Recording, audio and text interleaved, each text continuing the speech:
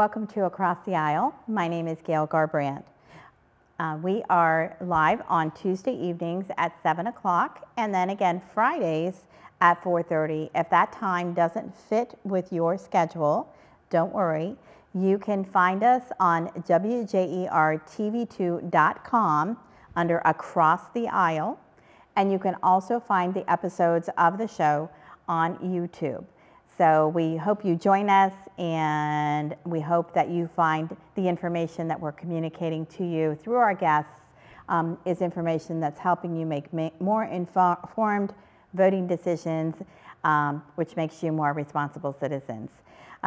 As I am speaking, we are past pretty much the late October push of all of our campaigns. People have gotten together their get out the vote plans and have executed those, and we are now pretty much waiting for things to come into election results. So we want to thank our guests tonight. We have with us State Representative David Leland, who is the representative of the 22nd House District in the state of Ohio, which is just north of Columbus.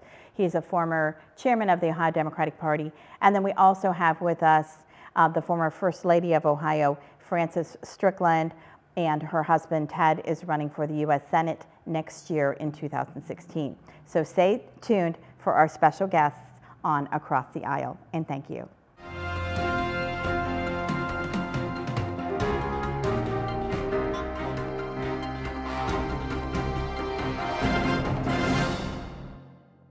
Hi, I'm TV2 Sports Talk's Bill Morgan. Some people are outstanding at playing sports, and then there's me.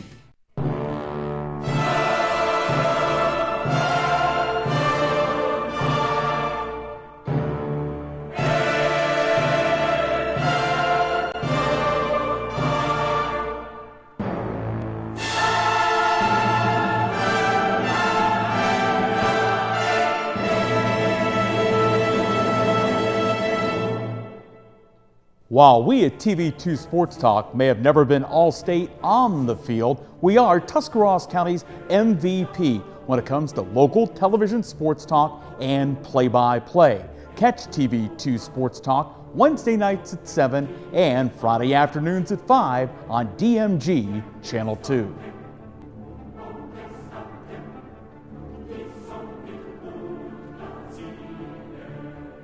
Myers & Miller Podiatry provides complete foot and ankle care to patients of all ages. The practice was established in 2000 by Dr. Adam Myers and has grown to include Dr. Andy Miller in 2007, Dr. Jason Bakich in 2010, and most recently Dr. Kristen Henry in 2015. Our core values of respect and honesty are the basis for how we manage our practice, and we continue to grow by building relationships with our patients in order to better serve their needs. Myers & Miller Podiatry serves Tuscarawas and Holmes counties with offices in Dover, Sugar Creek, Newcomerstown, Millersburg, and our newest location in Yorksville. Let's get started with building our relationship.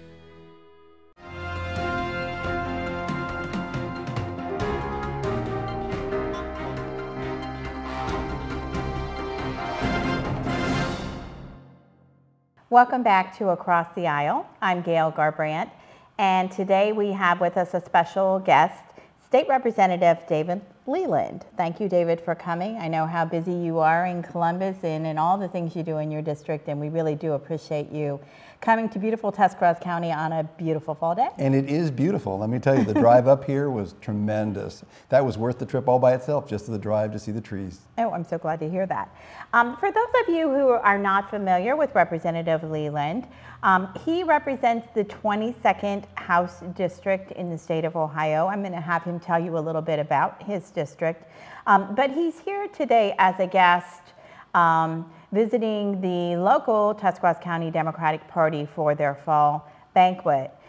Prior to being a state representative, Mr. Leland was the chairman of the Ohio Democratic Party, and that's when I met him back in the 1990s. So why don't you tell us, David, a little bit about your district, and we'll talk a little bit about Ohio politics and why Ohio is such a fun state. It's a great state, and my district is a great district. Of course, I'm obviously biased. The district is basically North Columbus, Clintonville, the Northland area, a little bit of North Linden. It's basically North Columbus. It's pretty close to the district I had 30 years ago when I was first in the Ohio House of Representatives, and that's kind of what gave me the incentive to run again, because I knew the neighborhood so well and I knew the people so well from my previous service. So I thought, what the heck, it's sort of my back to the future run for the legislature, and the people of the 22nd District were nice enough to send me back to the General Assembly, and I'm having a great time there. Well, that's great, and they're lucky to have you. Thank you. So oftentimes when people think about presidential politics and they look at Ohio, as you know, it's often been said that as Ohio goes, so goes the nation. What are your thoughts on Ohio's role in the presidential election, which is coming up for us next year? Well, Gail, you know, Ohio's always critical in any presidential election. There's a historical fact that no Republican has ever won the White House without winning the state of Ohio. I think the Democrats have only done it once. So it's obviously crucial for anybody who wants to be president of the United States to do well in the state of Ohio. Ohio is sort of a composite of the nation as a whole. There are lots of little Ohios in the state of Ohio, and that's why it's so important to campaign here. That's why it's so important to win the hearts and minds of the people of the state. And so I think you're going to see a lot of campaigning in Ohio. Maybe not so much in the primary, because we're sort of in the middle of the primary pack. You've got Iowa, and you've got New Hampshire, and you've got all those other states early in the primary. But in the November election, they're going to be here. You know, some people say that they become residents of the state of Ohio. They're here so often, the various presidential candidates. And so we're very lucky. We'll see lots of appearances from the two presidential candidates. Well, that is exciting and certainly something for all of our viewers to look forward to. But before we get to that presidential election, we have some really important races this year. Now, I know a lot of people out there say they only vote in presidential elections, and you're really missing out by doing that, because the people that you vote for on a local level are so accessible and close to where you live that you have an opportunity to really get to know them and talk with them about your views on issues.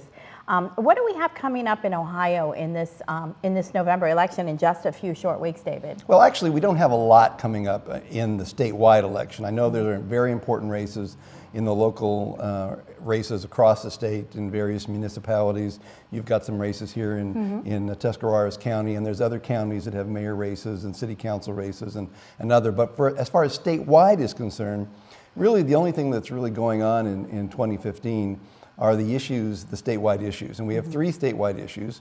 One of them is issue 1. Issue 1 is the issue that's going to try to end the gerrymandering that we do in legislative districts. It's been endorsed by both the Democratic and Republican parties, and hopefully, if it passes, we'll have a better system of devising legislative districts, because everybody benefits in the state of Ohio when districts are competitive.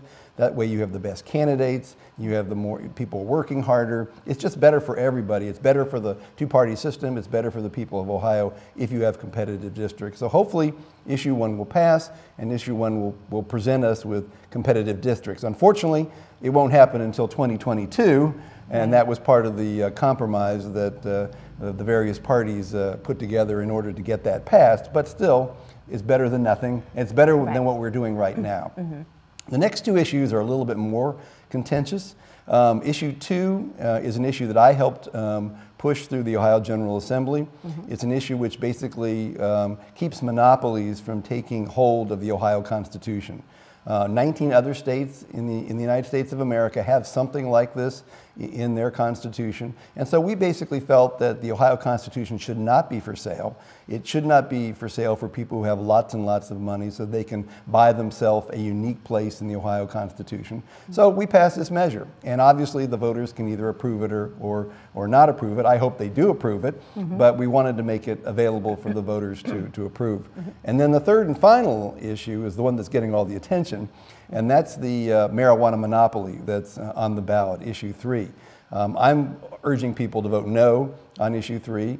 I think that you can have a legitimate discussion about decriminalization of marijuana, and I think you can have a very legitimate discussion about medical marijuana. But that's not what this issue is about. This issue is about 10 families having a monopoly of the control and sale of marijuana in the state of Ohio. They're going to be having about 1,159 marijuana stores all across the state of Ohio. That's Wow. more than McDonald's and Starbucks and the state liquor stores all put together, okay? So you're going to be seeing them all over. And they're not just going to be selling marijuana the way, you know, we traditionally think about it. They're going to be selling gummy bears that are infused with marijuana. They're going to be selling candies that are infused with marijuana. They're going to be selling cupcakes and other kind of goodies that are infused with marijuana. It's all going to be, you know, a big marijuana boom in the state of Ohio. I mean, we will go from where we are right now to becoming the marijuana capital of the United States of America. And I don't think that anybody realistically thinks that that makes Ohio a better place to live, work, and raise a family. And so I'm encouraging people to vote no. Obviously, people can vote their own conscience, but I'm going to be voting no on that one. Okay. Well, I really appreciate you talking about the monopoly part of issue 2, because a lot of people are tying issue 2 and issue 3 together, but issue 2 could actually stand on its own. Is that correct? Yes. I mean, issue 2, there is a piece of issue 2 that has to do with issue 3. And I think that the constitutional scholars have indicated that if issue 2 got more votes than issue 3 got, and they both passed, then perhaps issue 2 would preempt issue 3. Now, I think that'll be decided by the Ohio Supreme Court. I knew that was coming. Okay, Right, that'll right. ultimately be decided by the Ohio Supreme Court. So there is a piece of issue 2 that has to do with issue 3. But issue 2 was started a long time ago. The thinking behind issue 2 really started after the monopoly of the casinos. Okay. When the casinos came in and then they bought up 4 or 5 sites that were controlled by private investors, and then they got a special tax deal and a lot of special things that they were able to get by spending millions and millions of dollars and amending the Constitution. And so people basically thought that, you know, people shouldn't be able to buy the Ohio Constitution. They shouldn't be able to put the Ohio Constitution in their stock portfolio, as you were. And so that's the reason that we were pushing issue 2. Okay, that really helps clarify things for a lot of people, I'm sure. One more point of clarification, you spoke about gerrymandering. So in case our viewers don't know what a gerrymandered district is, that is drawing the district lines to favor one party or another. Right. It is technically illegal, but when you have that pen. Well, when you have the pen, you have the power. I mean, let me give you the best example. I mean, in the last few election cycles, you know, presidential elections or in senatorial or gubernatorial elections, they've been generally decided by 1 or 2 points. Most people think of Ohio as the ultimate swing state that can go either way. Yet in the Ohio House of Representatives right now, there are 65 Republicans and 34 Democrats. And that's because the Republicans drew the lines in such a way that it would favor them. It doesn't represent the people of the state of Ohio, truly, but when you have the power to draw the lines, you can sort of do that. And so what issue 1 is trying to do is to keep that from happening. Okay. Well, I want to thank you again, and please stay tuned, and we'll be right back with more of Across the Aisle.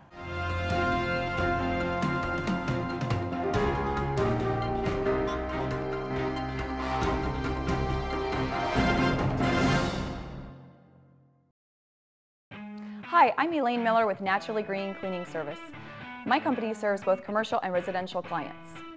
We do general cleaning, spring and fall, empty homes to get them move-in ready, and final cleans for new construction. We use eco-friendly cleaning products that leave your home or office fresh, clean, and safe for you, your family, pets, or coworkers. Our focus at Naturally Green is to provide excellent customer service paired with outstanding work to build a relationship of trust with you, our clients. Having served the area 4+ years, we have had many referrals and testimonials that you can access on our website at www.naturallygreencs.com. Our work sells itself, therefore we have never had any contracts even with our largest commercial accounts. Call us today for your free quote and see what makes our company stand out. WJER and TV2 would like to introduce you to a new website, WJERTV2.com, where you can watch exciting high school football, soccer, and volleyball replays from TV2 Sports on your home computer, smartphone, or tablet. Also watch the latest episodes of TV2's original programming, Sports Talk, The Garden Girl, The Not So Shy Chef, Off the Record, and Medical Minutes, as well as catch up on local community news and search for local businesses. So make sure to check out the new WJERTV2.com community website where everything's local.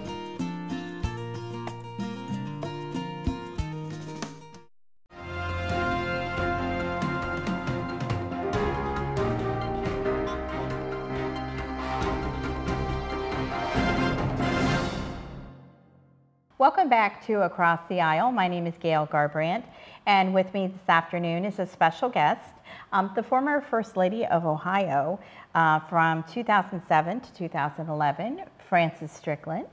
And Frances has a PhD in psychology, and she is an author.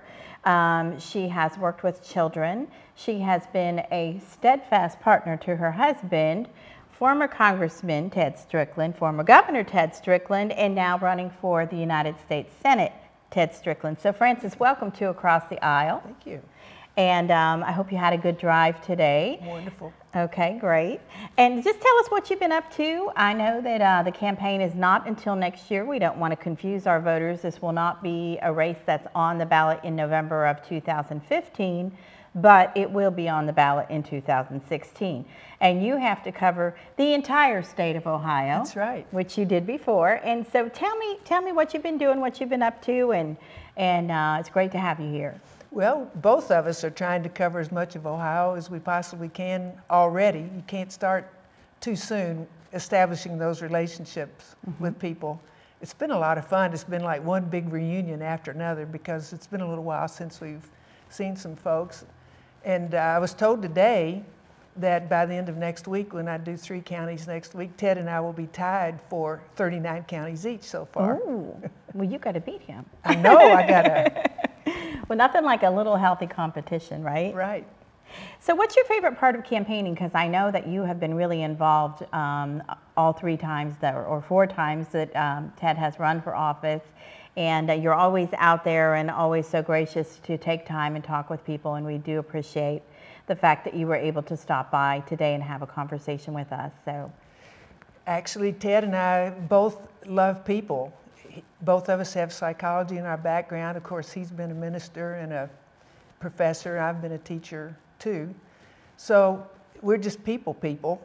And that's the thing about campaigning. You get out and gosh, some of the stories you hear, there are people always coming up with fun stories about their grandkids or what happens at school and this kind of thing. So being from Kentucky originally, I especially like hearing the stories and get to know about people. But then I can go back and tell Ted some of the things that I hear. I actually go mostly to the rural areas, having grown up on a farm, a dairy farm. I love getting out, especially this time of the year when the combining is going on. And then my dad is still living in Kentucky, so I can go back down and tell him what the farming's like in Ohio and just have a really good time. That's great. Now, your husband, Ted Strickland, is running for the U.S. Senate against an incumbent Senator, Rob Portman, next year.